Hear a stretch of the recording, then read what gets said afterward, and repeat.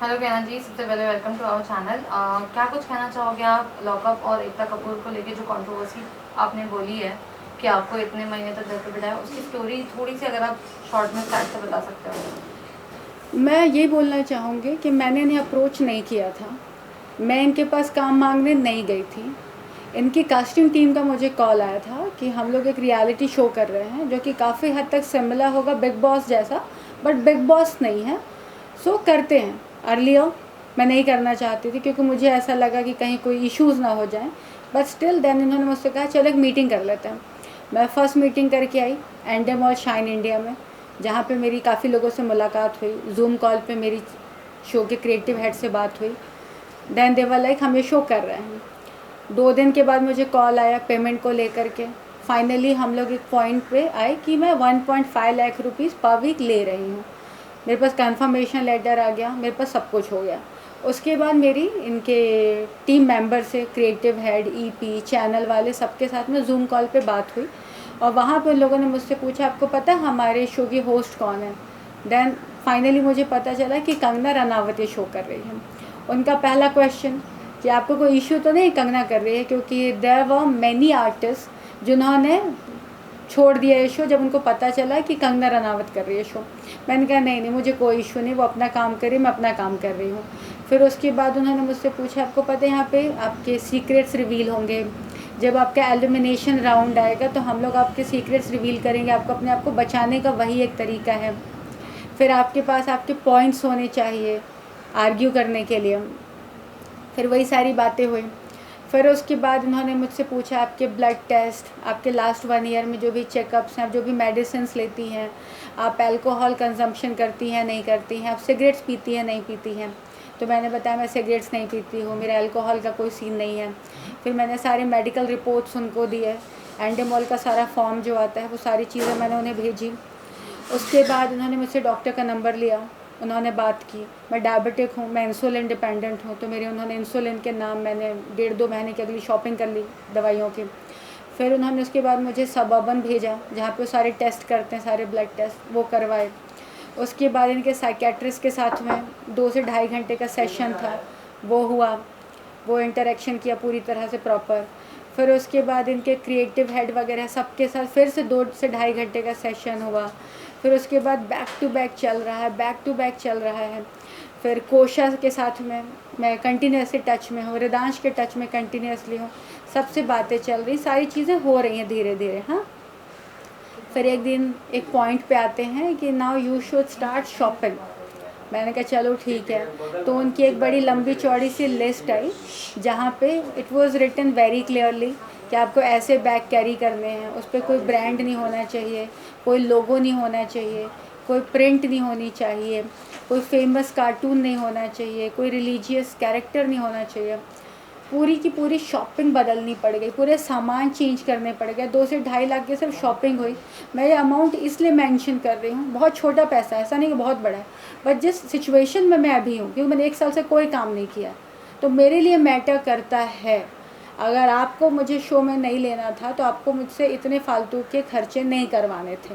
अब आप कहोगे कि वो कपड़े तो मैं पहन सकती हूँ, तो वैसे कपड़े मैं नहीं पहनती हूँ जो मैं जेल के अंदर पहनने के लिए मैं ख़रीद रही हूँ। जेल में पहनने के लिए मैं ट्रैक ले रही हूँ, मैं शूज़ ले रही हूँ जो ब्रांड्स वाले नहीं हैं, क्योंकि आप मुझसे अलग अलग टाइप की एक्टिविटीज़ कराओगे। तो मैंने सिर्फ आपके लिए शॉपिंग की।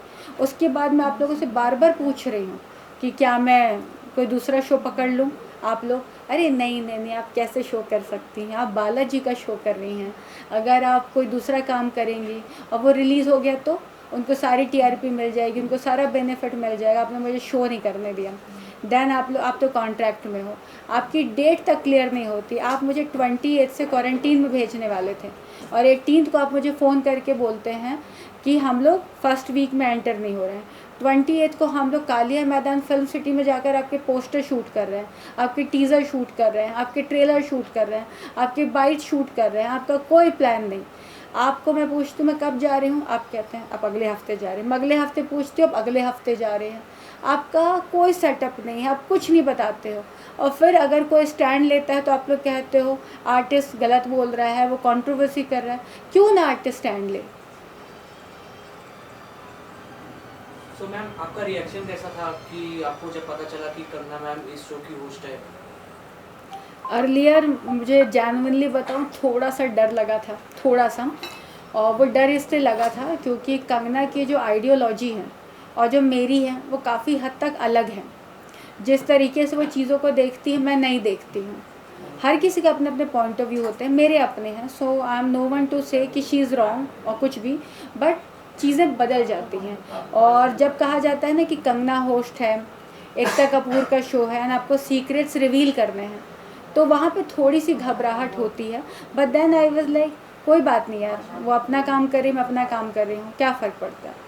और शो के जेलर करण कुंद्रा की बात करें तो उनके बारे में आपका क्या कहना है? मुझे करण कुंद्रा शो का जेलर है वो मुझे नहीं पता था। वो बहुत बाद में रिवील हुआ है, क्योंकि फर्स्ट डे जब आई थी तो रवीना टंडन आई थी, वो भी हम लोगों को नहीं पता था। वो कहते हैं ना, वो बहुत हिडन चीज़ें थी, क्योंकि इन लोगों ने पूरी कोशिश की थी कि किसी भी कंटेस्टेंट को दूसरे के बारे में पता ना चले। उसी तरीके से उन्होंने बहुत सारी चीज़ें ना छुपा के रखी थी। करण जब एक्चुअली एंटर होने वाला था उसके 3 या 4 दिन पहले मुझे पता चला कि करण ये शो कर रहा है, और मुझे करण से कोई फ़र्क नहीं पड़ता। सो मैम जैसे कि ये सब हुआ तो आपको लगता है कि आपके बैकफायर हो सकता है आपके ऊपर? इससे ज़्यादा क्या बैकफायर होगा? आपने मुझे 4 साढ़े 4 महीने घर पे बैठा दिया, इससे ज़्यादा क्या बैकफायर कर लोगे? बैकफायर तब होती है चीज़ें जब आप पे कोई ट्रस्ट करता है। मैंने आप पे ट्रस्ट किया इसलिए मैं बेवकूफ़ बन गई, मैं आप पे दोबारा ट्रस्ट नहीं करूँगी। क्या होगा? आप मुझे काम नहीं दोगे। आपने मुझे आज कौन सा काम दे दिया कि आज मैं आपके बड़े गुणगान करूँ, अरे आप तो बहुत अच्छे जैसे बाकी लोग करते हैं। बटरिंग तो मुझसे वैसे भी नहीं होती, आपको शुरू से पता था। बूट लिक करने वालों में से मैं नहीं हूँ कि आपसे मुझे काम चाहिए तो मैं कल से जी हुजूरी करने लग जाऊँ, मैं नहीं करूँगी। आपको काम देना है आप दोगे, नहीं देना है नहीं दोगे। एंड मार्क माई वर्ड्स, आज मैं कह रही हूँ, आज की डेट आप याद रख लो, 18 अप्रैल 2022। आज मैं कह रही हूँ ये एकता कपूर के साथ मैं जीवन में कभी काम नहीं करूँगी। जिस लेडी की अपनी ज़ुबान की वैल्यू नहीं है, आपके कमिटमेंट्स की वैल्यू नहीं है, आप किसी के समय की कीमत नहीं करते, मैं भी आपकी कोई वैल्यू नहीं करती हूँ। एग्जैक्टली। एंड इसके अलावा अगर मैं आपसे पूछूं कि क्या रीज़न आपको लगता है कि आपको टर्मिनेट किया गया, इसके पीछे का जो कॉन्ट्रैक्ट आपका किया गया टर्मिनेट, इसका रीज़न आपके हिसाब से क्या हो सकता है? मुझे कुछ नहीं पता, बिलीव मी, क्योंकि जब मैं शो के लिए मीटिंग करने गई थी तो जिस तरीके से मेरा इनके साथ इंटरेक्शन था, उन्होंने कहा गहना मैम आप लास्ट 1 ईयर से कंटिन्यूसली न्यूज़ में हो, तो बताओ आपको शो करना है। मैंने कहा कर सकते हैं। तो उन्होंने मुझसे पूछा कि आपको लगता है कि आपको और भी पब्लिसिटी की ज़रूरत है? तो मेरा एक स्टेटमेंट था कि पब्लिसिटी की ज़रूरत तो शाहरुख खान को भी होती है। अगर एक एक्टर मार्केट से थोड़े दिन के लिए गायब हो जाए तो उसे कमबैक की ज़रूरत पड़ती है, ये मैंने कहा था। तो ये लोग मेरे को लेकर के बहुत बहुत ओवर कॉन्फिडेंट थे, बहुत ज़्यादा एक्साइटेड थे, मुझे कभी नहीं लगा।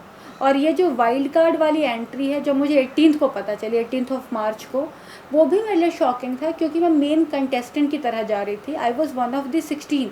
मेरी इनके डिज़ाइनर के साथ फिटिंग से लेके हर चीज़ को लेकर बात हुई है। एंड मुझे पता है कि इनके किसी क्रिएटिव हेड को भी नहीं पता था टिल 18 कि मैं वाइल्ड कार्ड में हूँ। और अचानक से जो 21 को पता चला है, वो तो मुझे नहीं लगता किसी को भी पता होगा, तो मुझे कैसे पता होगा? और रीज़न तो एकता कपूर ही बता सकती है।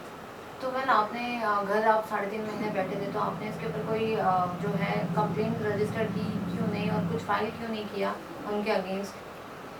देखो मैं आपको एक बात बताती हूँ, जब आप ना कोई इंडस्ट्री में जब आप काम करते हो तो एक तो बहुत टफ़ हो जाता है किसी के अगेंस्ट केस करना या किसी के अगेंस्ट स्टैंड लेना। और मैं हूँ नहीं उन लोगों में से जो किसी के ख़िलाफ़ केस करे, किसी के ख़िलाफ़ स्टैंड ले। आज ये जो हो रहा है ये मैं अपने लिए स्टैंड ले रही हूँ। किसी को डिफेम करना, किसी के ख़िलाफ़ बोलना, ऐसा कुछ नहीं है। मैं वो बोल रही हूँ जो एक्चुअली ट्रुथ है, मेरे पास हर चीज़ का प्रूफ है। और मैं इसलिए बोल रही हूँ कि अगर आज मैं नहीं बोलूँगी तो कल कोई नहीं बोलेगा। ऐसे ना जाने कितने आर्टिस्ट हैं जिनको 6-6 महीने घर पे बैठा दिया जाता है, उनके साथ शूट कर लिया जाता है, फिर अचानक से शो बंद हो जाता है तो उन्हें उनकी पेमेंट नहीं मिलती है। 3 महीने शो चला, उसके बाद कुछ दिन के बाद बंद हो गया, फिर बोलते हैं 6 महीने बाद पेमेंट ले जाओ। उस ड्यूरेशन में आर्टिस्ट कैसे घर चलाएगा? आर्टिस्ट को 25 दिन के लिए ब्लॉक किया जाता है, 30 दिन के लिए ब्लॉक किया जाता है, 5 दिन का शूट होता है। आर्टिस्ट को सेट पे बुलाकर मेकअप करवा देते हैं, एक्टिंग नहीं करवाते हैं तो पेमेंट नहीं देते हैं, भले आर्टिस्ट का पूरा दिन चला जाए। स्टैंड तो लेना होगा। 12 घंटे के शिफ्ट में आप 18 घंटे काम कराते हो। आर्टिस्ट जहाँ रहता है उससे 2 घंटे की ट्रैवलिंग होती है, 2 घंटे वापस आता है, 12 घंटे की शिफ्ट होती है, 16 घंटे वो वैसे भी काम करता है। उसके बाद आप उसे 8 घंटे और काम कराते हो। आर्टिस्ट सिर्फ ये सोचिए चुप रह जाता है, आज नहीं बोलना है, कल काम नहीं मिलेगा, नहीं बोलना है, इस तरीके से उसकी पूरी ज़िंदगी घिस जाती है। और वो जैसे आया था शायद एक अच्छे इंसान की तरह आता है, बाद में एक ज़िंदा लाश बन के रह जाता है। और एक दिन आता है जो सुशांत सिंह राजपूत जैसे लोग सुसाइड कर लेते हैं, मर जाते हो, पता नहीं कितने लोग मर जाते हैं। बाद में 4 लोग खड़े हो जाते हैं पोस्टर लेके, हमको सिंपैथी है। जब वो ज़िंदा था तब सिंपैथी नहीं थी। आज आप उसके लिए 4 मॉडल्स खड़ी हो जाते हैं रोने को, हम उससे ये करते वो करते। जब वो ज़िंदा था तब कोई क्यों नहीं करता है? सो मैम, आपको जब पता चला कि आप शो में जाने वाली है तो आप शो फॉलो करती थी, और अगर करती थी तो आपका फेवरेट कंटेस्टेंट कौन था शो में? जब मैं शुरू में मैं भी एक्साइटेड थी कि मैं शो कर रही हूँ, तो जब फर्स्ट डे रिवील हुआ मुनव्वर वगैरह, तो मैं शो को जेन्युइनली बहुत अच्छे से फॉलो कर रही थी। और मैंने देखा मुनव्वर की फ़ैन फॉलोइंग एक्चुअली अच्छी है। लोग उसे वाकई बहुत अच्छे से कमेंट्स करते थे। हम लोग ना कमेंट्स पढ़ते थे, मैं प्रॉपर फॉलो कर रही थी। मैं 2-3 आईडी से मैंने लॉगिन किया था कि बालाजी का शो है, उनके फॉलोवर्स बढ़ जाए, उनके व्यूवरशिप बढ़ जाए। मैं भी बार बार एग्जिट होकर बार बार लॉगिन करती थी कि उनके व्यूवर्स बढ़ जाए। मैं पूरी कोशिश कर रही थी कि लोगों का अच्छा हो जाए। तो मैंने वहाँ रियलाइज़ किया कि मुनव्वर सबसे रियल था, और अगर वो फेक भी था ना तो इतने अच्छे से फेक था कि वो बुरा नहीं लगता था। स्टेटमेंट भी पास करता था तो सार्कास्टिक होते थे, लेकिन वो बिटर नहीं थे। So he was playing really well. वो मेन गेमर था, और सबको वहाँ पे जो कहते हैं ना क्यूट वाला एक अच्छी सी जो फीलिंग आती थी मुनव्वर के साथ आती थी। आप देखते हर कोई घेर रहा था। कभी शायशा ने कहा वो क्रश है, कभी कभी सारा उसके साथ होती, पूनम वहाँ पे थी, अंजलि को उसके साथ लव एंगल के लिए क्रिएट कर दिया गया। तो लव एंगल उन्हीं एक्टरों के साथ क्रिएट किए जाते हैं, कहीं भी देख लो, जिनको लंबी रेस के लिए रखा जाता है। आप देख लो, तेजरन थे, लास्ट तक रहे। उसके पहले सिद्धार्थ और शहनाज थे, वो भी बहुत टाइम तक रहे। आसिम और उसका जो था उमर, नहीं क्या नाम था, आसिम और हिमांशी, ये लोग साथ में थे। तो जब लव ट्रायंगल या लव एंगल्स क्रिएट किए जाते हैं ना किसी भी टाइप को, इसीलिए रखे जाते हैं ताकि वो टीआरपी दो लंबे टाइम तक रहे। सो आई फील कि मुनव्वर फाइनल पर तो है। सो आपने जैसे मुनव्वर जी को मेंशन किया, तो उनका भी एक न्यूज़ सामने आ रहा है कि ही इज़ मैरिड, और उनका लॉकअप में कोई लव एंगल चल रहा है। सो उसके ऊपर आपका क्या कहना है? टीआरपी, इसका एक ही जवाब है, TRP. It's all about TRP. Even मुझसे भी पूछा गया था कि अगर आपको शो के अंदर जाके अफेयर करना पड़ा तो I you okay with that? I was like done. मैंने कहा मेरा अगर स्वयंवर भी करवाना पड़े शो में ना तो करवा देना, हम स्वयंवर भी कर लेंगे फॉर टीआरपी। सो ये सारा गेम तो टीआरपी का है। जो कंटेस्टेंट टीआरपी देता है वो ज़्यादा टाइम तक है। आप लड़ कर दो, झगड़ के दो, रो कर दो, ड्रामे करके दो। सो ये सारा गेम टीआरपी का है। एंड मुझे पता नहीं क्यों लगता है, मैं हालांकि कोई प्रेडिक्टर नहीं हूँ, बट फिर भी मुझे ऐसा लगता है कि जिस दिन ये शो ख़त्म होगा अंजलि एंड मुनव्वर मिलेंगे भी नहीं। वेल, इस शो को लेके काफ़ी कंट्रोवर्सी हो रही है, तो अगर अब आपको सीज़न 2 या फिर नेक्स्ट सीज़न ऑफर हुआ तो क्या आप जाना पसंद करेंगे? मैं लाइफ में कभी नहीं करना चाहूँगी। मुझे अगर अभी फ़ोन आए ना कि कल आप इनकी वाइल्ड कार्ड एंट्री में चले जाओ, अगर वो मुझसे कहते हैं कि हम आपको जो पे कर रहे हैं उससे हम आपको 10 गुना भी ज़्यादा देते हैं, मैं तो भी नहीं करूँगी। मैं अपनी लाइफ में अपनी बात को लेकर बहुत पक्की हूँ, और जो उतर गया नज़र से ना उतर गया। एकता मैम, आपने पूरी इज्जत खो दी यार। बिलीव मी, मैं आपकी बहुत बड़ी फ़ैन थी, मैं लड़ जाती थी लोगों से आप लोगों के लिए, बट अब आपकी ना 0.1% भी रिस्पेक्ट नहीं है। और आज क्या, किसी भी साल में मैं आपका कभी कोई शो नहीं करूँगी। सो लॉकअप के अलावा कोई अदर शो, रियलिटी शो जो आपको पसंद हो और आप उसमें जाना चाहो? अभी फ़िलहाल मुझे नहीं मालूम, अभी मेरा कोई फेवरेट शो नहीं है, अभी कुछ भी नहीं है। लेट्स सी, कुछ अच्छा शो आता है तो मैं ज़रूर करूँगी, बट अभी एट प्रेजेंट मैं कुछ नहीं कर रही हूँ, क्योंकि इन्होंने बैठा रखा था तो मैंने कोई शो लिया नहीं। सो लास्ट में जाते वक्त आप दर्शकों को क्या बताना चाहोगे? मैं सिर्फ एक बात कहना चाहूँगी, ये इंडस्ट्री जैसे दिखती है वैसी नहीं है। चकाचौंध के पीछे बहुत सारे बेटर ट्रुथ हैं। कई बार लोग बोलते हैं, कई बार लोग नहीं बोल पाते। कोई सुसाइड कर लेता है, कोई इंडस्ट्री छोड़ के चला जाता है, कोई किसी बुढ़े से शादी कर लेता है, कोई कहीं और कर लेता है। जिसको जो मिलता है वो इतना फ्रस्ट्रेट हो चुका होता है ना अंदर ही अंदर, उसको कुछ समझ नहीं आता है।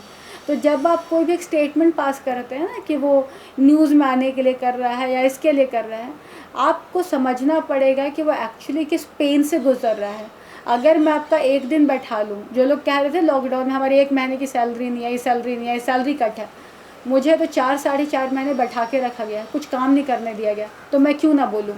आपको अपने लिए स्टैंड लेना चाहिए, लीजिए। अगर आप नहीं लेंगे तो आपके लिए कोई नहीं लेगा। Thank you.